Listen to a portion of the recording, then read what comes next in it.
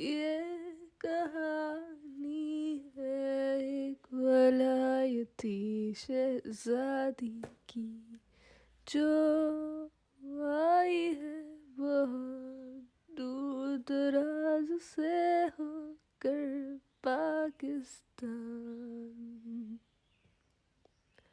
यहाँ के मुग़ल फने तामीर और वर्षा उसके।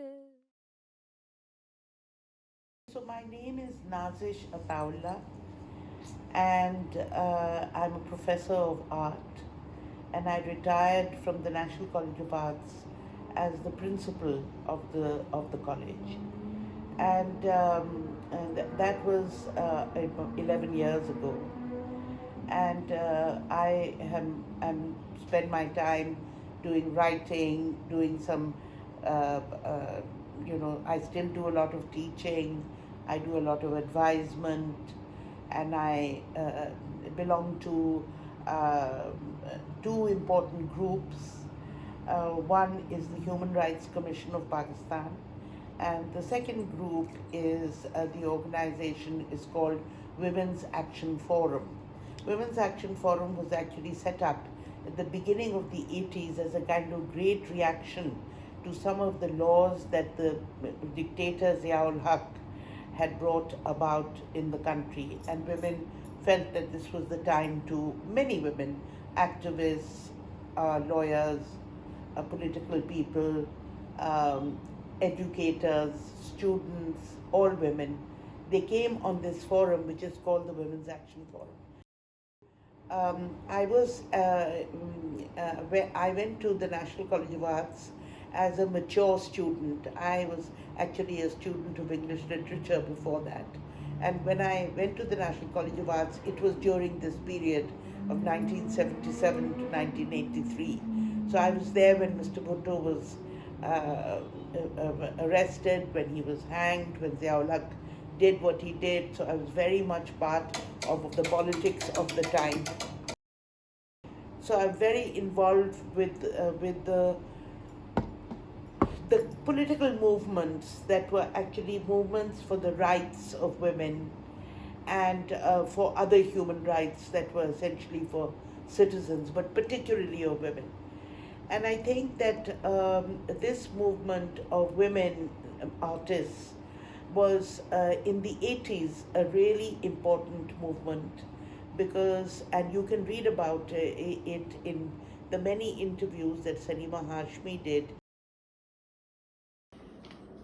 One of the most important things, I think, that if we look from 1947 onwards, I'm not talking about the immediate time, but the role of women has been really as they have been in academia, so they have been really responsible for art education in Pakistan, which has meant that at all levels, most schools don't have art teaching, but at a slightly higher level, it's mainly been done by women who've been trained in art education, and therefore their role has been more academic rather than professional in the field. But you find a change happens, around the 70s. The situation starts changing, and they become much more active as studio artists. That is when the names start appearing of important names of women who are winning prizes in the annual exhibitions. They are having solo exhibitions. Their work is being seen in other places abroad. So it's around the 70s that this starts happening. And then it really becomes very critical and important in the 80s. Where did these women come from? Who were they? They were mostly came from, by and large, from educated families. There usually was somebody in the family who recognized the talent and said, okay, they can do this, rather than become a doctor, which was the usual Again now, yes. safe for women. Yes. And the other thing was that they could see that they could become teachers, which was again a safe profession for a woman. And a lot of them did. That's what they did. They became teachers. The interesting thing happens when you find women whose names are becoming prominent, that they are either single women, so they are focusing on their career, or they are women who have managed to have a career, balance it very carefully with their social role.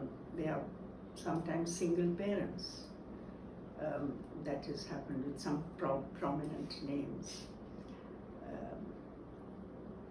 And there's also the phenomena of women who are the supporters of their own families, of somebody like Meher Afroz, who never married because she was looking after younger brothers and sisters. So that is another role that a woman fulfills, her social role as a breadwinner, and therefore her art becomes a way of, making a living for not only for herself but for her family. Certainly, the academic role is very different from other places, and certainly totally different from the rest of the Muslim world, is that they rise higher and higher in the hierarchy of academia. So you find that women become principals of colleges, they become the head of university departments, they sit on important panels which are deciding things like curriculum. They are the examiners, university examiners for art. So this means that they have a very critical role and a public role in the field of art. That's very unusual, because when I visited other countries, in this area, they were all men who were heading the university departments. They were all men who were teachers. They were all men who were the deans and the professors. It was the opposite in Pakistan. It was the women. And that is something that surprised me. It also made me realize that maybe the male framework didn't think art was very important, so it could be left to women. When it became very important, internationally, national, by the 70s, women were already in positions of power. Well, we didn't really look at ourselves until the 80s in that way. In 1980s, when General Ziaul Haq took power and started targeting weaker parts of the population, like the working class, the workers, the peasants, and also the women, and bringing in these Islamic laws, so-called Islamic laws, that 2 women will be equal to 1 man in the court of law and this and that, and women reacted, and then there was a sort of coming down on freedom of expression and so on, and that women have to wear the chadar, if they're in colleges. So that created this rebellion, obviously, and artists are more rebellious than anybody else. That's when we started re-examining our position and saying that, we don't need to accept that. And that is how that moment of, I will say, bonding came about in a very conscious manner. Before that, women didn't realize what a significant role they were playing. It was when you were targeted and you tried to be pushed back, that is when the reaction happened. That is when you said, no, we don't accept this. That is when you say that, okay, my work needs to be political. So people's work also changed. Before that, you didn't look at your work as being something that had to say something political or social, but now this became conscious. And that is how women got together for the manifesto. Yes. Because and it was made in this house. It was written in this house. Of 1983, the manifesto. Yeah, It wasn't in. 82, 83. Yeah. It wasn't in Alhambra Center. It was at the National Exhibition. Yes. When we had been thinking that this is an occasion when many artists will come. So I had been thinking about that, I had been reading artist manifestos and what happened, and of course we looked at France also, Futurist manifest. And sort of said, something we can talk among ourselves, but perhaps if we have a document, if we write it down and if we sign our name, then it becomes, for ourselves and for a group, it becomes something important. So I contacted, because I was a colleague of Lala Rukh in the university. She was with me and NCA. So I talked to her because we were already in the Women's Action Forum together. So I said, what do you think? Maybe we should. So she was very excited and she said, let's. So I sat down and I wrote some points. So we completed it and had it typed out. And I said, okay, so now we will have a tea party. So I invited the artists, women artists who were at the National Exhibition. And I said, you're invited to my house for a tea party. And so they all came. So when we came, I read out the manifesto. We discussed it. And I said, do you all agree with this? I said, we promised that we cannot make this public. It has to be a secret document because it is the time of Ziaul Haq, and what we are doing can be difficult or dangerous for some people, because someone like myself, I'm working in the government because I'm in National College of Arts, that's a government organization, and Lala is working there. So we have to be careful that we are not jeopardizing our jobs. So this document is secret. Sometime in the future, it will become public, but not now. So right now, what we are doing is that we are making this bond between ourselves. We agree with this document. We will now look at our art making with fresh eyes, and we will work together as women artists of Pakistan. That was the purpose, to give ourselves a feeling of community. So we signed, all of them who were present, we all signed it. In here? In this house, in the big room over there, while we were having our tea, and we were having our pastries, we were doing this. And it was a great feeling, because you realize you're not alone. We said, okay, now we know that we will help one another, we will have joint exhibitions, and we did many times after that have exhibition of women artists, and whether it was Islamabad, Lahore, then we took them to, internationally also. We even had a show, which was in Paris, in UNESCO.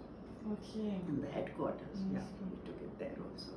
It was called The Intelligent Rebellion, Women Artists of Pakistan.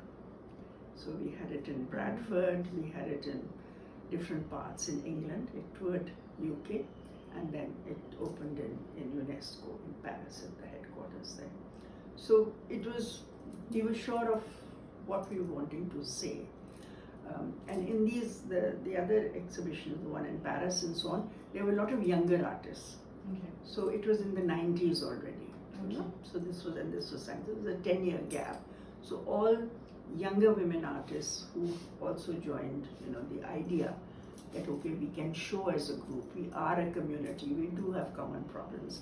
We have something to say, which is to do with the woman, her body, her context of being in a male society, a male-driven society.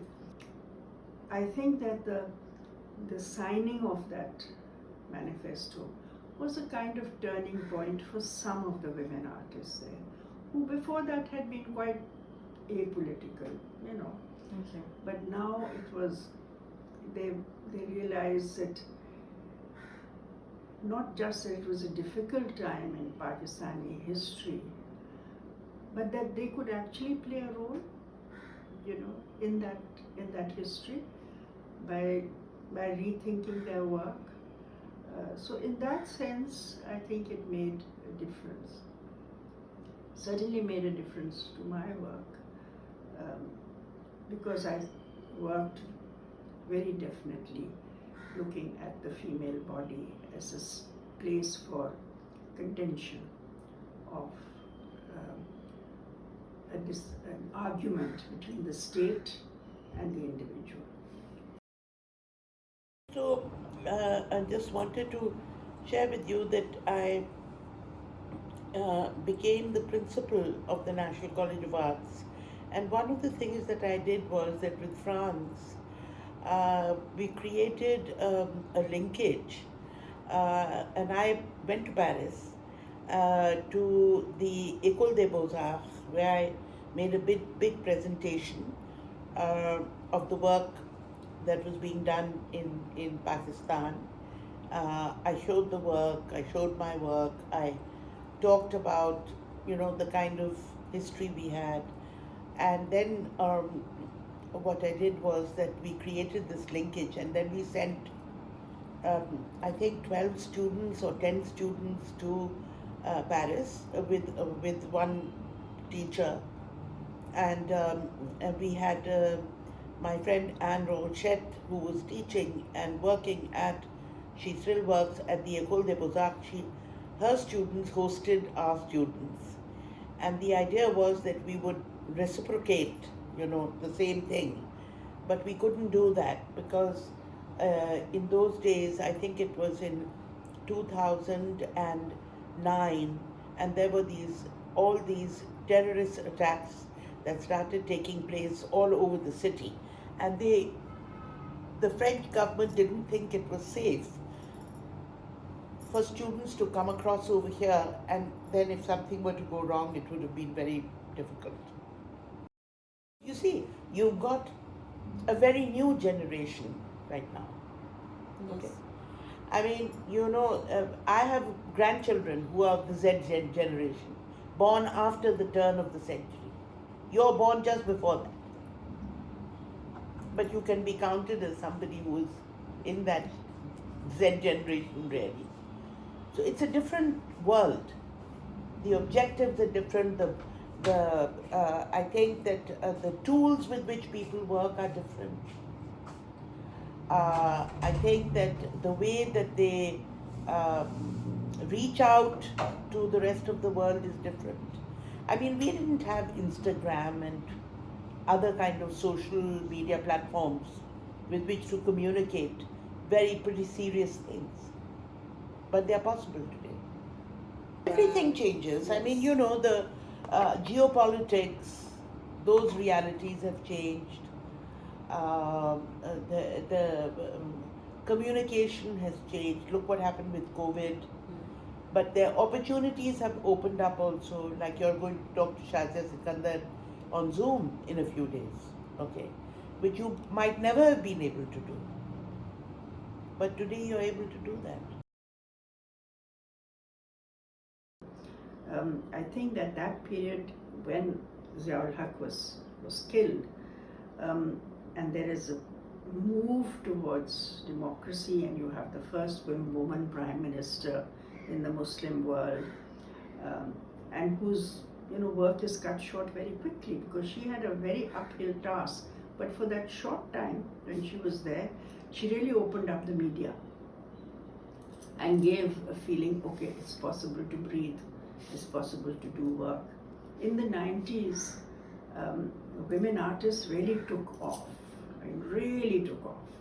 because you have, they were the result of a generation whose elders, whose teachers had suffered the oppression, but who taught them that you don't have to do that. So, and I at least enjoyed my teaching very much in the 90s because it gave me the chance to study history of art in the subcontinent, to look how the freedom struggle affected against the British, affected the artists. Then look at how our struggles affected the artists, the political affected the artists, and also see, okay, so what are the different things that we can do? And we were examining things like women don't have to paint oil on canvas. It's not the only thing that they can do, okay?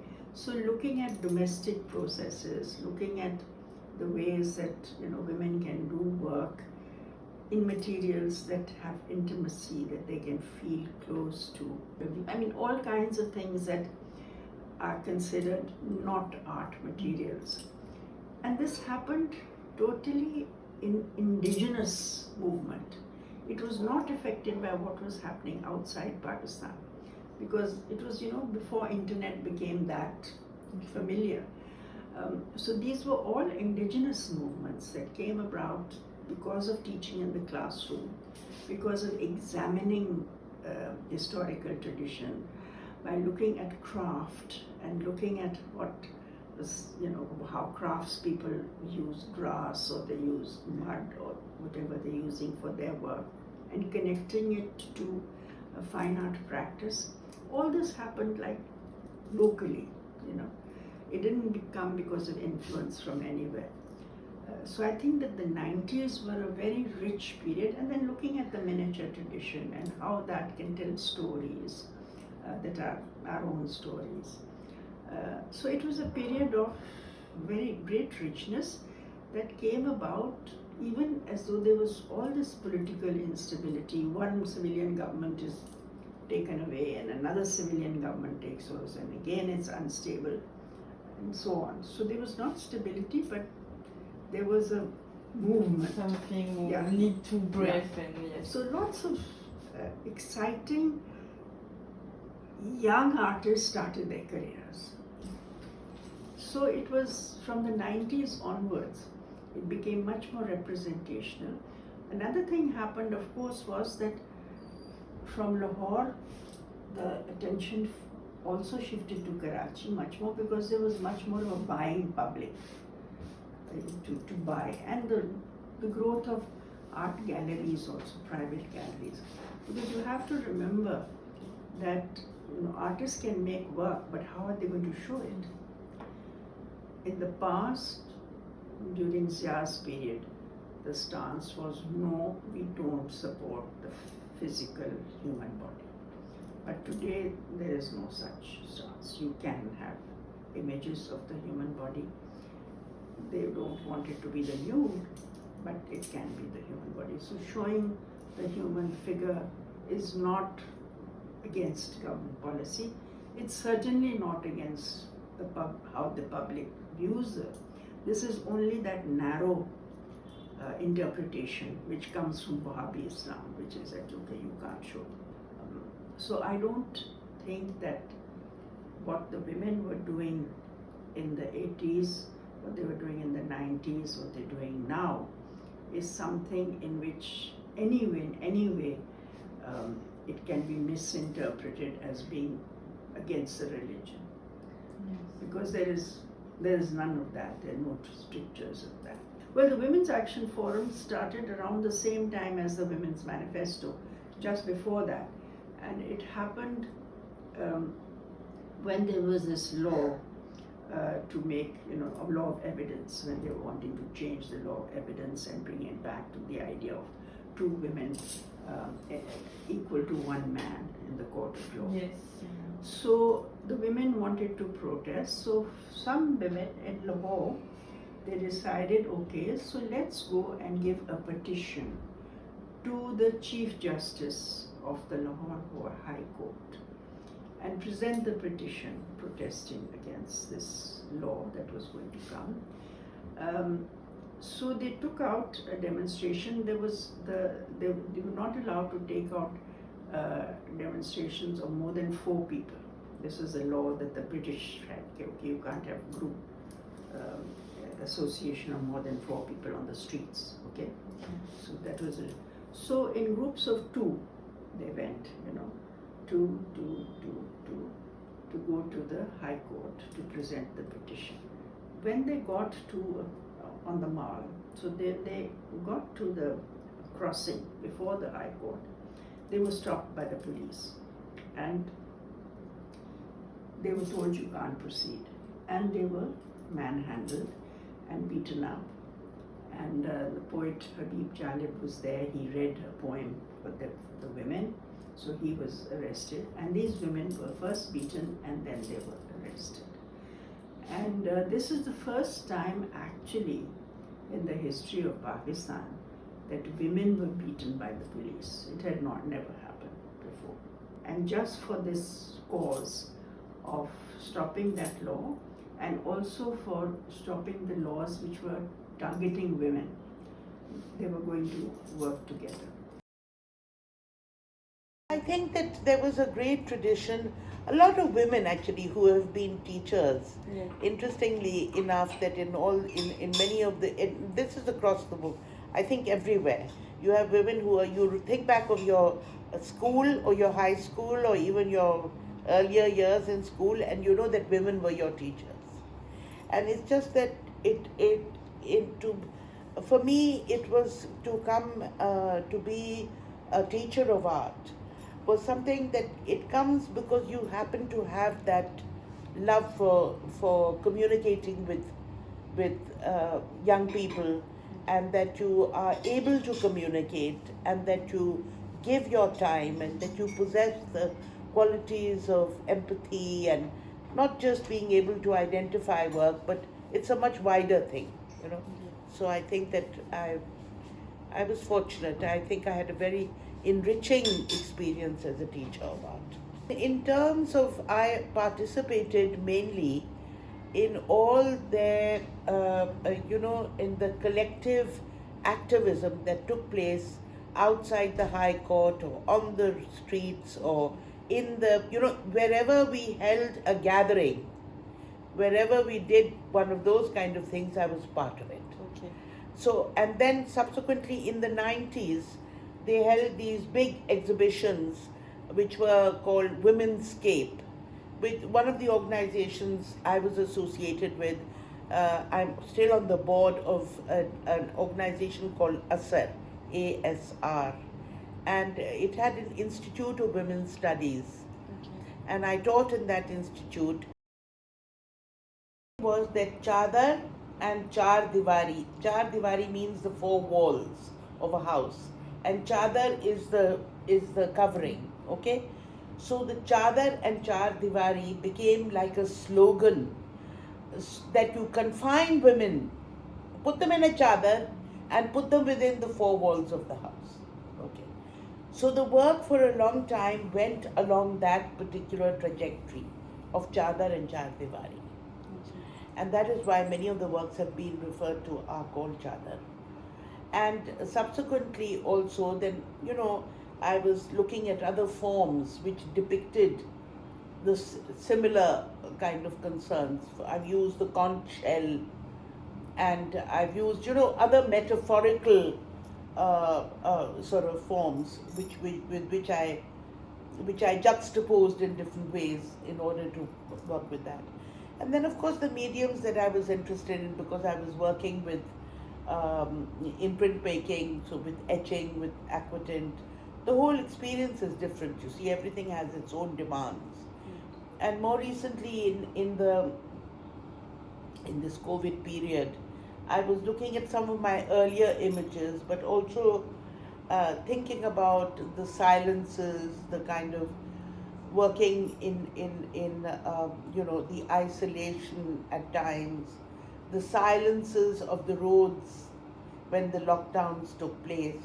And I have a big terrace out here, you see, in the morning I could walk out. Yeah. Well, you see, I'll tell you something. If we look at it, I mean, we have been in a great struggle, as I say, for the past, let us say 40 years, I would say, in that great big struggle. And it has been for different reasons. We had a period of Islamization under the General Ziaul Haq, which is in the 80s, okay? And that is when the organizations such as the Women's Action Forum, etc., got established. We still have those laws on our statute books that have not been changed, that have not been altered. So we are struggling. we are still struggling. And we have, and I think we will continue that struggling because this is something which is so fundamental to women in Pakistan. So when we talk about women artists, if the artists are actually engaged with concerns that take them in that particular direction, then of course they will find ways to express what they're doing. On the other hand, as you know very well, the artists have many, many different interests. They're not necessarily overtly political. I think all work is political, frankly, but you have different ways of approaching it.